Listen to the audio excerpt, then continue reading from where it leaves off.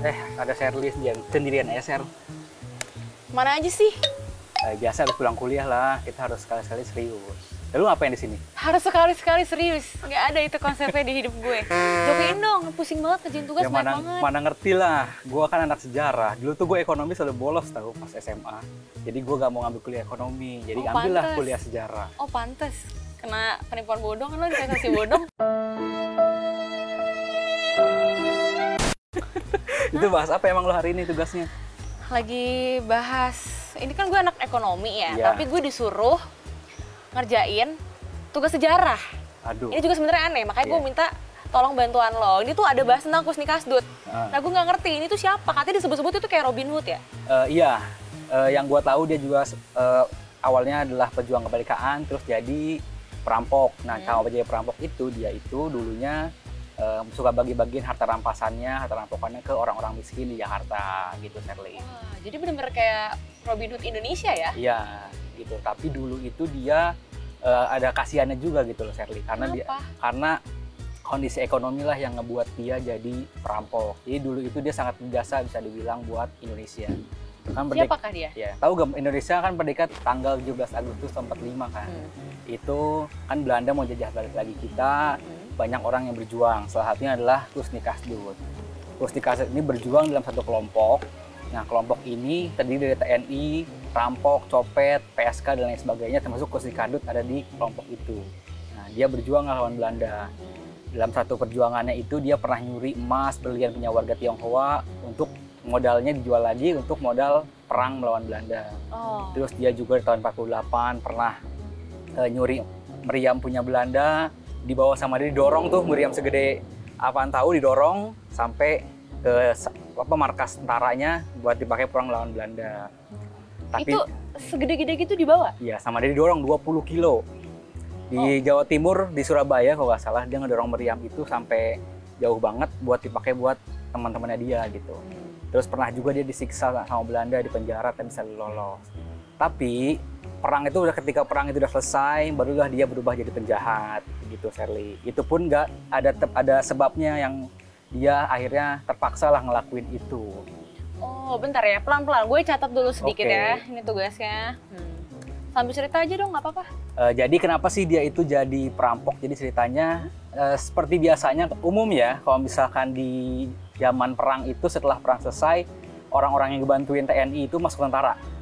Oke, Orang-orang yang bantuin TNI itu masuk tentara. jadi kalau misalkan lo ikut perang nih di zaman dulu tahun 45, ketika perang udah selesai, lo diyakin tuh sama TNI, Ser, lo mau jadi tentara gak? Gitu. Oh, udah dapat jaminan ya? Udah dapat jaminan. Tapi Kusni Kasdut ini beda. Ada dua versi lah yang gue baca-baca dari banyak buku gitu. Yang pertama, dia itu gak bisa masuk tentara karena kakinya itu cacat karena luka tembak sama Belanda. Karena kan harus jadi tentara harus sempurna dong dan lain sebagainya lah. Yang kedua, kenapa dia gagal masuk tentara? Karena dia berasal dari kesatuan yang tidak resmi saat perang kemerdekaan. Oh, jadi pas ikut kelompok perangnya itu bukannya resmi Bukan ya? yang resmi. Jadi kan zaman perang itu ada kelompok yang copet, PSK dan lain sebagainya. Nah, itu Kusni Kasdut masuk ke kelompok yang hitam gitu. Jadi ketika dia ngelambat buat tentara, dia ditolak karena tidak sesuai syarat administrasi. Tapi apapun itu, Kusni Kasdut ya gak bisa jadi tentara intinya. Nah, ketika dia gagal jadi tentara, itulah dia kemudian terpikir untuk rampok. Apalagi dia udah punya anak, udah punya istri, terus gak punya duit juga. Jadi posisinya tuh udah serba salah gitu loh. Dia udah sakit hati, kecewa gitu kan, terus gak punya duit, Di ghosting ya sama Iya. pemerintah. di ghosting gitu. Akhirnya ya udah dia ngerampok gitu. Ngerampok pun ajakan temennya.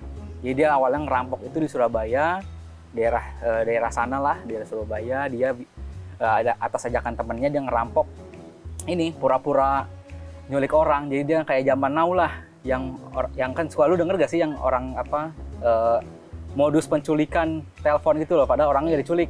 Oh, tahu. Atau kayak mau minta pulsa dulu tuh. Nah, iya, kayak gitu. Awalnya? Ya, dia pura-pura seperti itulah, pura-pura jadi penculik yang nyulik orang sampai akhirnya diperas 600.000.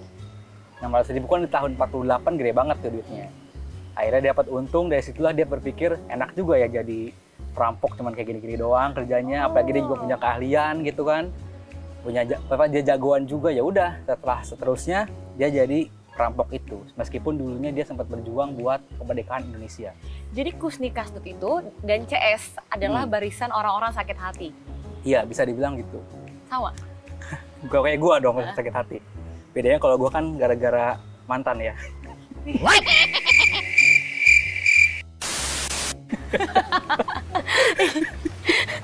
Ih, malu. Malu tuh diliatin tuh sama yang nonton.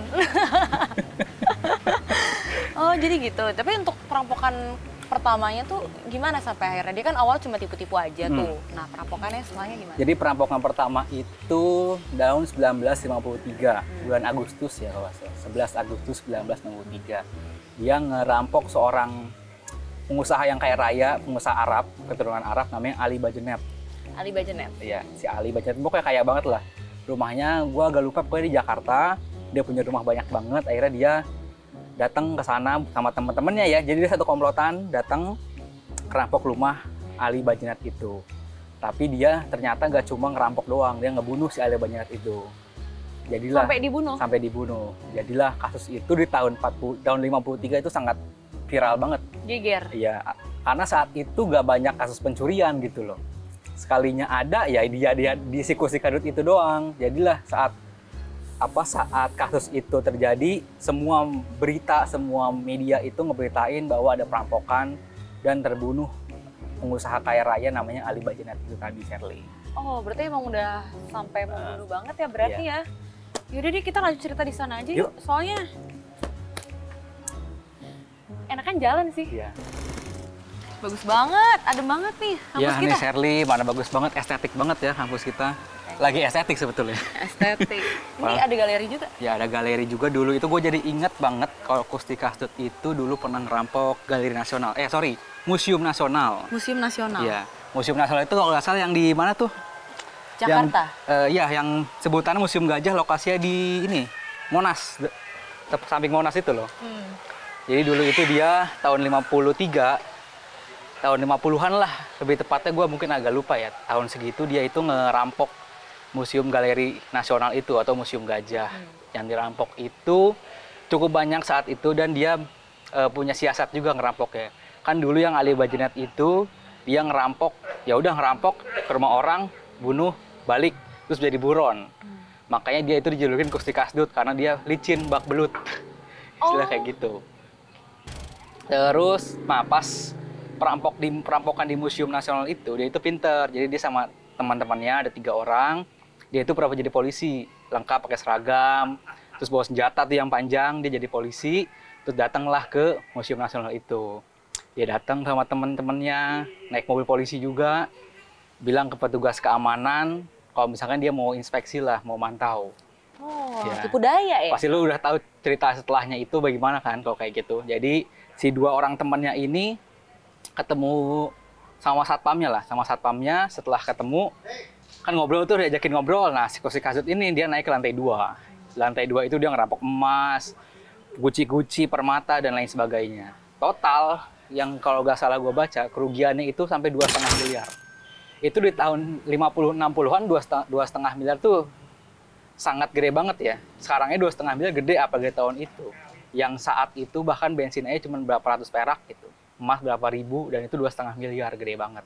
Nah, setelah perampokan itu dia kabur, tapi sebelum kabur dia ngebunuh dulu penjaga Museum Nasional itu. Oh, jadi memang setiap dia melakukan perampokan atau pencurian besar tuh dia ngebunuh? Iya, dia salah satu cirinya ngebunuh. Berarti dia memang meninggalkan jejak ya sebenarnya. Ini udah keciri, ini pasti dia nyolong gitu. Ya, sebetulnya gampang sih kalau bisa ngebunuh itu kan bisa ketahuan dari sidik jarinya dan lain sebagainya.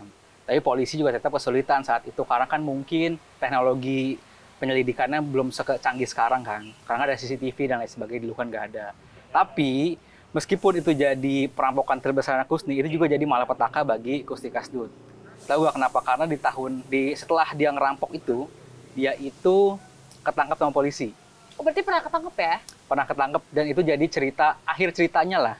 Dia jadi ending story-nya si Kusni Kasdut itu. Dan merampoknya itu ketahuannya gara-gara temannya juga. Jadi biasanya kalau misalkan dia habis kerampok itu, Shirley, dia ngejual barangnya. Kayak dulu kan kita pernah bahas yang harta karun VOC itu kan. Itu kan dia ngejual juga ke penadah. Nah, Si Kosti Kasdut juga begitu, ngejual emas, permata, berlian ke perantara buat dijualin lagi ke orang. Jadi ada pihak ketiganya lah. Ternyata saat dia nyerahin ke pihak ketiga, itu dia udah ditungguin polisi. Oh, emang udah ditandain ya? Udah ditandain tuh, udah ditongkrongin polisi itu pas dia mau ngasih. Akhirnya udahlah, keciduk sama polisi, ketangkep. Set. Nah, berarti di situ ketangkep dong? Ya ketangkep, akhirnya ditahan lah si Kosti Kasdut itu di penjara. Selama proses penahanan, Kosti Kasdut itu pernah kabur 8 kali. Sampai polisi itu pindah-pindah terus. Polisi mindahin lokasi penjaranya si Kosti Kasdut. Dari yang di Cipinang, ke Nusa Kambangan, terus ke Cipinang lagi, terus pokoknya dipindah-pindahin, tapi itu terus berhasil kabur orangnya. Emang dia jago gitu, jago kabur lah orangnya.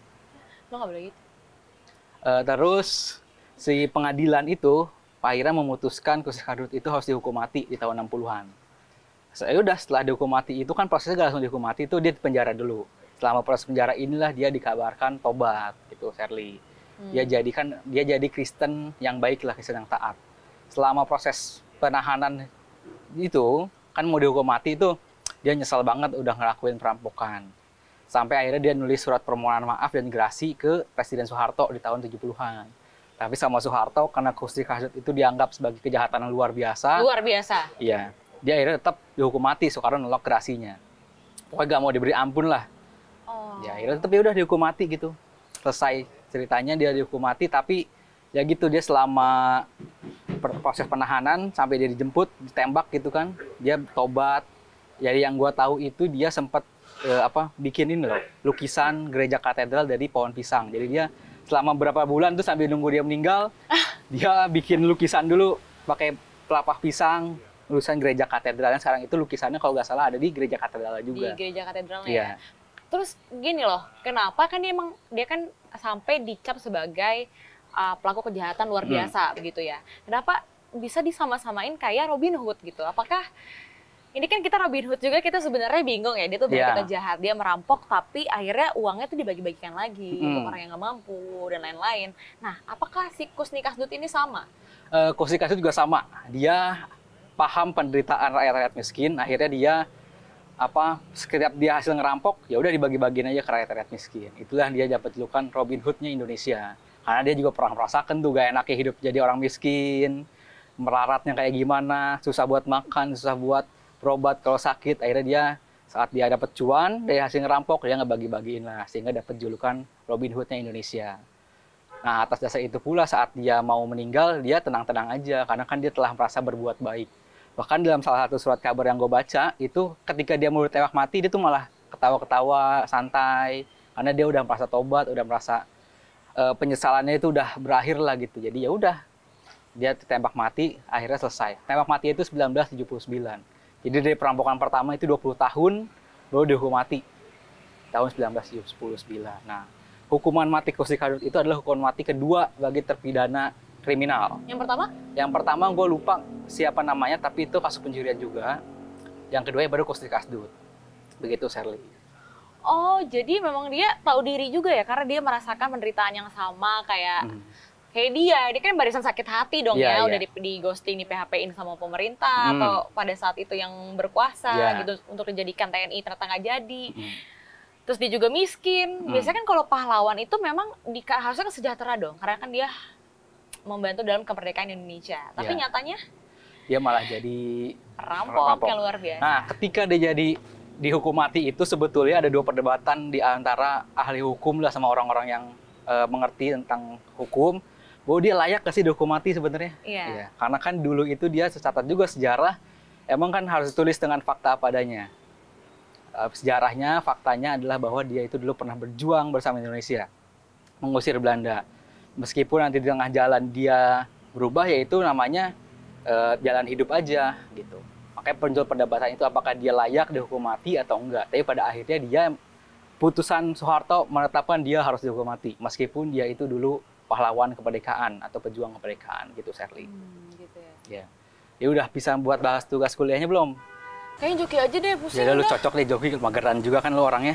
Farid, kenapa sih, Sher? Tas gue. Rampok kayaknya tuh orang ya. Ayo kejar.